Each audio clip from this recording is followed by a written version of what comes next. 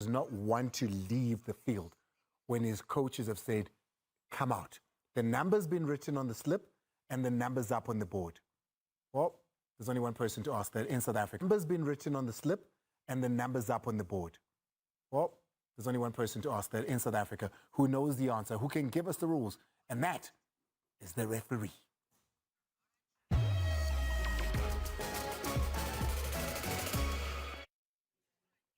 Yeah, welcome to the Referee's Corner. We're going into Mabasa, which is TS Galaxy and Orlando Pirates. There's what we call violent conduct. Violent conduct is when a player uses excessive force or brutality against an opponent when not challenging for the ball. Let's see what Mabasa and Damane did when the ball is out of play. Let's go and have a look. Let's see what happens there. You can see Mabasa is pointing at somebody there. The ball is out of play. Now what happens? Mabasa start there. One, that is violent conduct. Let's see what Ndamane do as he retaliate. Two, with excessive force. Now let's see what Mabasa does again in retaliation to that. Three, that is excessive force. And then I can tell you, Doc, nothing came out, no yellow card. But this is violent conduct until the assistant referee come and separate them. This was supposed to be red card for violent conduct. Let's go to the next one. The next one, we see a handball. We keep on educating here that when the ball comes from the player's own body, there's more consideration after that. We see here Fezile handling the ball that comes from his head. So when the ball comes from your head and the player is airborne, is jumping, we see Abongile Tom there saying it touch the hand. Yes, but look at the player. The players there are airborne. So this is the position of the hand at that particular offense has not been committed in this situation because the ball comes from the player's head and we can justify the body's movement for that specific situation. So incorrect decision to award a penalty for that situation. It was supposed body's movement for that specific situation. So incorrect decision to award a penalty for that situation. It was supposed to be play on, play continues. Now we go to the next one.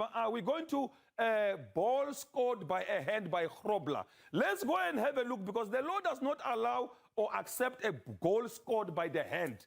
The law does not allow that. But let's see, if we look at doxo consideration, distance to goal is very close.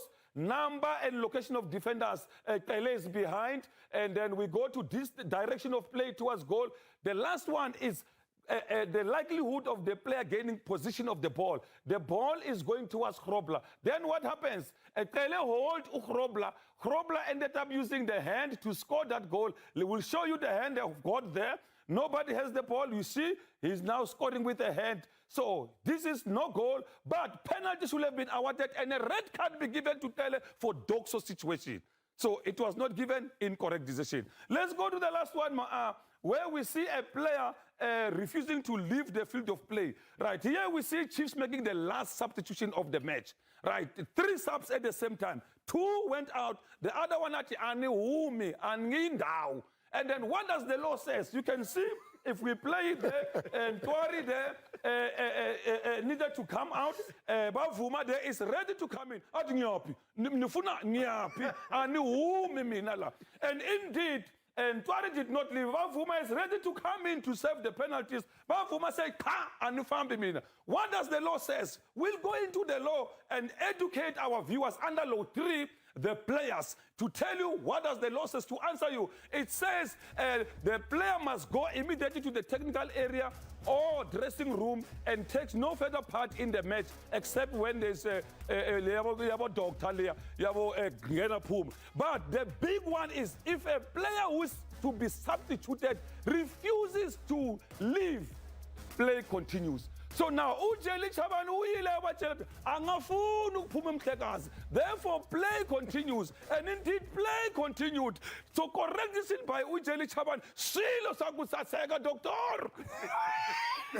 Good line after Sokazon. Not a spoon.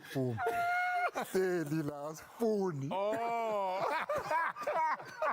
Thank you so much to the principal there. Let's now move on. Time not on our side, but we have. The coach consult with the goalkeeper trainer because we want to spend most of the time with the goalkeepers. I would like to believe Guti probably he suggested that Bruce will be better off than Twari. And if that's not the case, then they need to come out and tell us with what made them to take that decision. Because the goalkeeper trainer is the one that, even if finds a team, Buzzwood, what do you think? And he said it. Department, yeah. Department, yeah.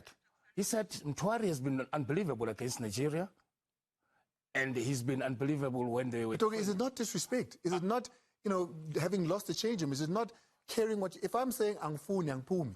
It might sound or look like that, but we're not too sure about that. All right. So we don't want to assume. Let's say something that we're sure that it's exactly what happened. So I don't want to entertain losing the dressing room. Otherwise, they wouldn't have gone to extra time. Otherwise, those boys wouldn't have... They shouldn't have gone to extra time. 16 shots, 6 of them on target. They were double everything Stellies were. Stellies only had 8 shots and 2 on target in the entire minute.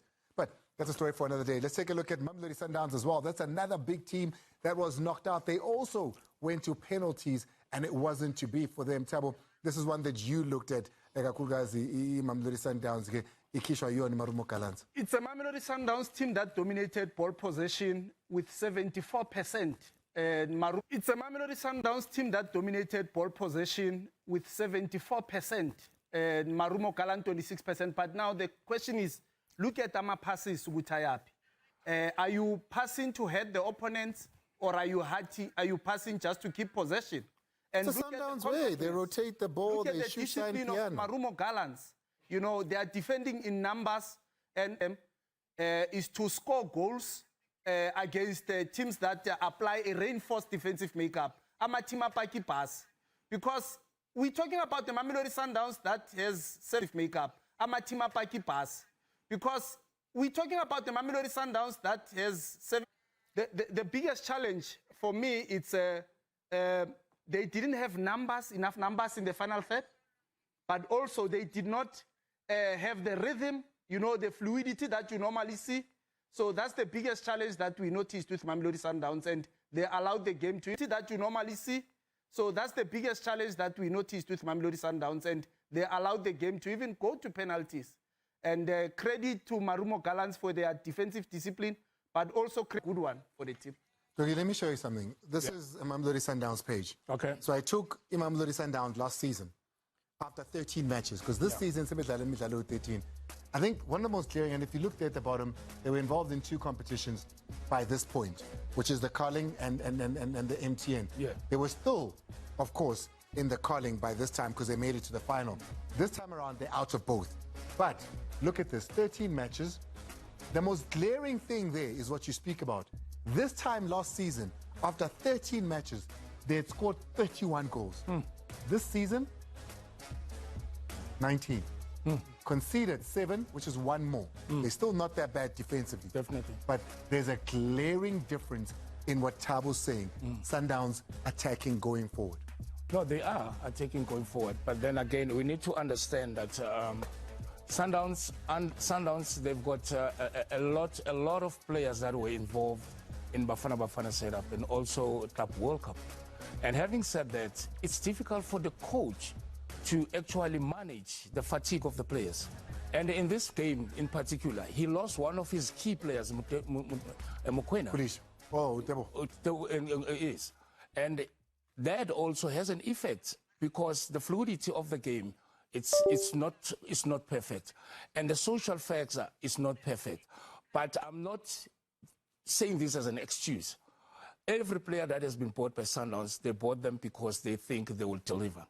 But again, look at how Marumo Gallants came with. Got to give them credit. Give them credit. Got to give them credit. Dr. Kumar, they're saying you got to give them credit.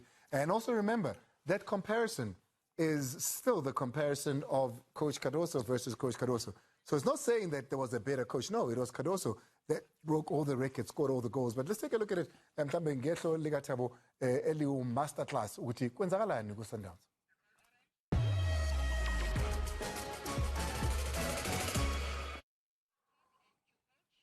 Again, you look at the Mamelodi Sundowns team in yellow, they are in possession. If you look at the 3 players next to the ball, it's Allende, it's Nuno Santo, and then it's Batusi Obas. They are in possession. They are trying to unlock the Marumo Gallants organized defense. but they have a lot of numbers in wrong areas of the pitch, which is the midfield third.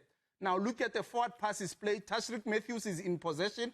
Now we look at the numbers. You know, Marumo Gallants already have 4 players next to the ball, with Sundowns having 3 players. So already Sundowns are in inferiority, while Gallants are superior in numbers. Look at the 2v1 on the blind side in case Matthews tries to play in a cross. So they cannot even play a cross because it's a 2v1 situation. Mamelodi Sundowns did not have numbers, Andile. And this will always result into back passes. Now, Tashreeq Matthews says, okay, it's not on to go forward. Out in BLA move, keep a ball possession. But look at the question mark. Normally, you would find players like Cabo Lucas Ribeiro exploiting that space, or even a Tembas one. So my question is, okay, where is Nuno Santo? He's still too deep in the midfield. Nabomu Tusi, Obas, Bafuni Paula. So sometimes they need to be able to look for the space while other players are looking for the ball. But these are things that coaches are aware. They'll have to work on it to make sure that they help the new players adapt so that we can see the Mamelodi Sundowns that we normally see. Marumo Gallants were in numbers. 8 defenders inside the box, Doc, against 5 Mamelodi Sundowns attackers.